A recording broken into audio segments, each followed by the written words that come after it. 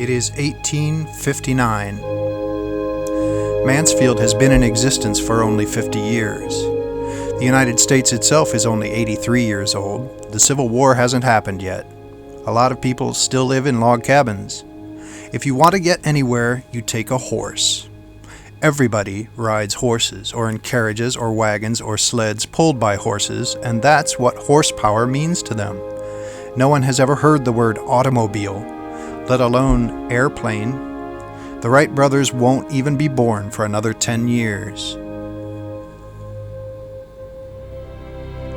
It is 1859, and Daniel McFarland Cook, who lives on Cook Road, writes to the Mansfield Herald, and he says, "I will make a voyage to San Francisco, breakfasting here, dining there, and returning the same day for supper, making the entire trip in about 12 hours. Well, the news traveled quickly, and the story was picked up by newspapers all over the country. Here it is 3 weeks later in an Illinois paper, and it says the same thing. The entire trip in 12 hours. How is this possible in 1859? The first transcontinental train won't be running for another 10 years. The Pony Express at top speed couldn't make it in under 20 days. 12 hours? It sounds incredible. But Daniel McFarland Cook is an inventor. And in 1859, Cook invented his flying machine.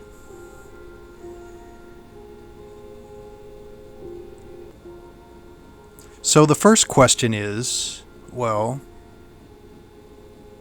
was the guy nuts? It's true that by the time he died in 1897, he had been called Crazy Cook for 30 years. But he was a successful inventor, and it can be said that the success that Mansfield enjoyed during the Industrial Revolution all began with Crazy Cook. The first major factory in town was a company called Blymeyer & Day. They manufactured an invention that made it easier to produce maple sugar. In the olden days, folks had to boil the sap in kettles over a fire to evaporate out enough water to leave syrup. It was a slow process until someone thought of putting the sap in a large shallow pan so more water would evaporate at once.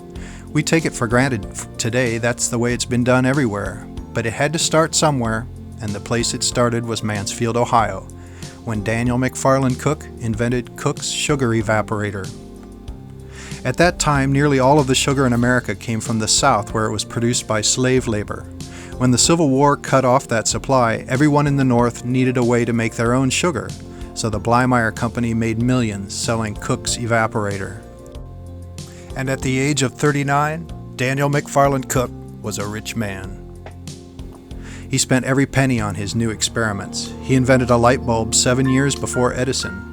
From the time that Benjamin Franklin began harnessing electricity, every inventor in the world raced to find a way to turn that power into a practical light.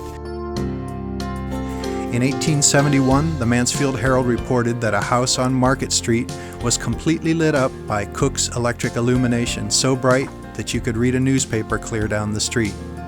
Cook never got the backing he needed to market his invention, however, but Edison had a whole industry waiting to finance him to go into production. So today, Edison is known as the father of the light, though Cook was way ahead of him. He was ahead of his time with everything. He was dreaming of things that still haven't happened, and he was not a man to shrink from a challenge, even if it seemed crazy. In 1886, reported that Cook was close to cracking the secret of perpetual motion. He envisioned a generator that could feed off its own power without having to burn any fuel at all. Maybe that's how he planned to power his flying machine. We'll never know. Daniel McFarland Cook lost his farm. He died a poor man living in a borrowed house, and he was quickly lost in the onrush of the 20th century. Though he made over 1 million experiments and constructed over 200,000 models, his experiments are all gone.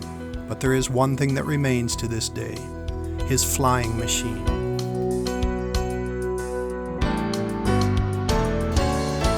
From the time that humans first dreamed of taking to the sky, it was assumed they would need wings like these plans from Leonardo da Vinci.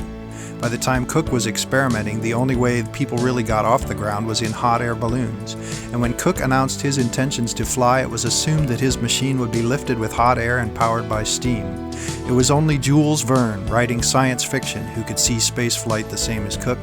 His journey to the moon was in a huge bullet-shaped craft that looked surprisingly like Cook's flying machine, and it was fired into the sky by a giant cannon.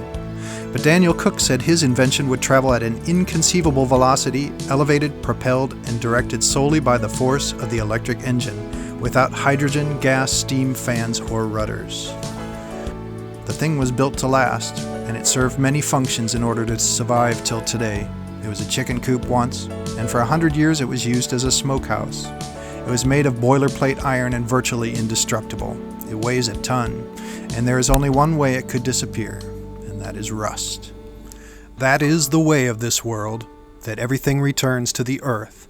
Everything except the imperishable spirit of imagination soaring high above a crazy man alone in his workshop, dreaming a new and impossible world.